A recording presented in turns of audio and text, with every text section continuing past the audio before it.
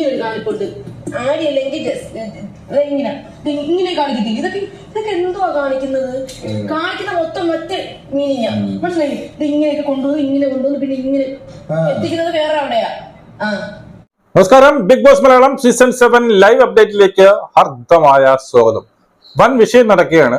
മറ്റൊന്നുമല്ല, അനുമോള് ഈ പറയുന്ന നെവിനെതിരായിട്ട് ഒരു ഗുരുതരമായ ഒരു ആരോപണം ഉന്നയിച്ചിരിക്കുന്നുണ്ട്.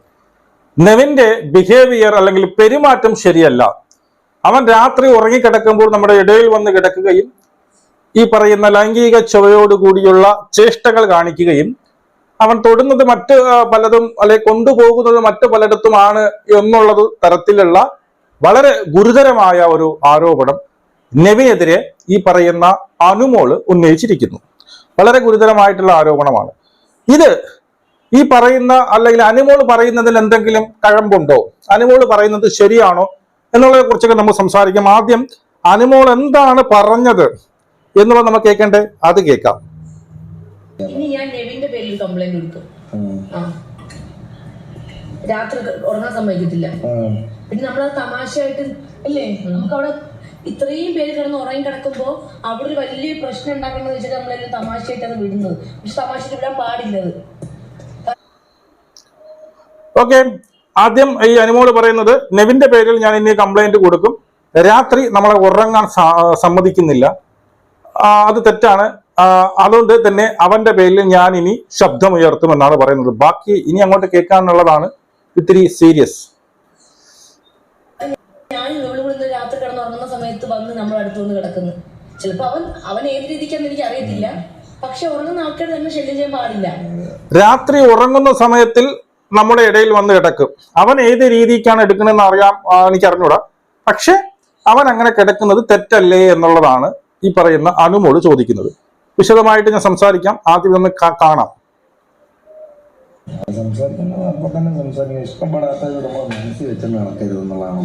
ഒരുപാട് തലയിലേക്കുന്നുണ്ട് ഈ പ്രശ്നം. എല്ലാരും അവരുടെ തലയിലേക്കുന്നുണ്ട്.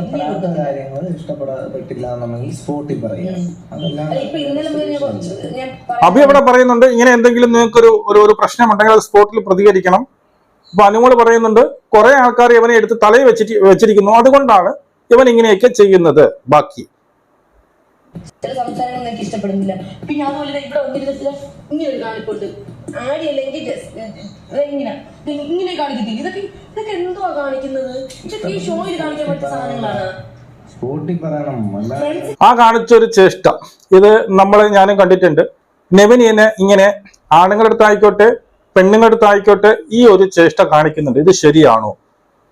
അനുമോള് പറയുന്നത് ഇങ്ങനെയുള്ള ഷോയിൽ കാണിക്കുന്നത് ഇത് ശരിയാണോ എന്നുള്ളതാണ്. ബാക്കി നമ്മൾ പുറത്തൊക്കെ ആണെങ്കിൽ നമുക്ക് അങ്ങനെ കാണിക്കുന്ന മൊത്തം മറ്റേ മീനിങ്ങാ. മനസ്സിലായി? ഇത് ഇങ്ങനെയൊക്കെ കൊണ്ടുവന്ന് ഇങ്ങനെ കൊണ്ടുവന്ന് പിന്നെ ഇങ്ങനെ എത്തിക്കുന്നത് വേറെ എവിടെയാ? എത്തിക്കുന്നത് വേറെ എവിടെയാ? പറയുന്നത് മൊത്തം മറ്റേ മീനിങ് ആണ്. മറ്റേ മീൻ എന്ന് പറയുമ്പോൾ മനസ്സിലാവില്ല നിങ്ങൾക്ക്. അതായത് ഇങ്ങനെയൊക്കെ കാണിച്ച് പിന്നെ അവൻ കൈ കൊണ്ട് എത്തിക്കുന്നത് വേറെ പലയിടത്തുമാണ്. ഇത് ശരിയാണോ എന്നുള്ളതാണ് അനുമോളുടെ വാദം. ബാക്കി പറഞ്ഞത് വേറെ ആൾക്കാരടുത്ത് സ്പോട്ടിൽ നിങ്ങളടുത്ത് വരികയാണെന്നുണ്ടെങ്കിൽ സ്പോട്ടിൽ പറയുക. ഞാൻ ഇങ്ങനെയൊക്കെ സംസാരിക്കുന്നുണ്ടാണ് എന്റെ അടുത്ത ദേഷ്യം എല്ലാവർക്കും. ഓക്കെ, ഇതാണ് സംഭവം. ഈ അനുമോള് പറഞ്ഞ ഒരു ആരോപണം ശരിയാണോ എന്ന് ചോദിച്ചു കഴിഞ്ഞാൽ ഞാൻ പറയും ഇത് ശരിയാണെന്ന് പറയും. കാരണം ഇത് അനുമോളുടെ ഭാഗത്ത് ഞാൻ നിൽക്കും ഈ ഒരു സംഭവത്തിൽ. കാരണം ഈ പറയുന്ന നെവിൻ കുറച്ച് അവസരം മുതലാക്കുകയല്ലേ എന്ന് ചോദിച്ചു കഴിഞ്ഞാൽ ചിലപ്പോൾ ആണെന്ന് പറയേണ്ടതായിട്ട് വരും. അതിപ്പോ പെണ്ണുങ്ങളായിക്കോട്ടെ ആണുങ്ങളായിക്കോട്ടെ ഇവൻ അവിടെ കിടന്ന് കെട്ടിപ്പിടിക്കുകയും ഉമ്മയും കുറച്ചു മുമ്പ് ഞാൻ നോക്കിയപ്പോൾ നൂറെ പിടിച്ച് പുതപ്പിന്റെ ഇടയിൽ കയറി എന്തൊക്കെ വാരി കൊടുക്കുന്നു. ഈ പറഞ്ഞ ചേഷ്ടകൾ അനുമോള് ഇപ്പൊ കാണിച്ചു വന്ന ചേഷ്ടകളും അവൻ കാണിക്കുന്നുണ്ട്. ഇതിനകത്ത് ഒരു മെയിൻ കാരണം എന്ന് വെച്ച് കഴിഞ്ഞാൽ ഇവന്റെ സെക്ഷൽ ഓറിയന്റേഷൻ അല്ലെങ്കിൽ അവൻ ആരാണ്, ഗേ ആണോ അല്ല സ്ട്രെയിറ്റ് ആണോ അതോ ഈ പറയുന്ന പിന്നെ ബൈസെക്ഷൽ ആണോ, ഇങ്ങനെയൊന്നും യവൻ ഒരിടത്തും വെളിപ്പെടുത്തിയിട്ടില്ല എന്നുള്ളതാണ്. ഇനിയിപ്പോ അവൻ വെളിപ്പെടുത്തിയാൽ കൂടി അവന് മാത്രം അറിയാവുന്ന ഒരു സംഭവമാണ്. അപ്പൊ ഞാൻ പറയാണ് ഞാൻ ഗേ ആണെന്ന് പറഞ്ഞു കഴിഞ്ഞാൽ മറ്റുള്ളവർക്ക് വിശ്വസിക്കണോ എന്നുമില്ല. ഞാൻ ചിലപ്പോൾ ബൈസെക്ഷൽ ആയിരിക്കാം, മനസ്സിലായോ? ഞാൻ ചിലപ്പോൾ ബൈസെക്ഷൽ ആയിരിക്കും. ഞാൻ ഗേ എന്ന് പറഞ്ഞുകൊണ്ട് ഞാൻ മറ്റേ പെൺകുട്ടികളുടെ അടുത്ത് പിന്നെ കെട്ടിപ്പിടിക്കുകയും ഉമ്മ വയ്ക്കുകയും അവർക്കറിയില്ലല്ലോ.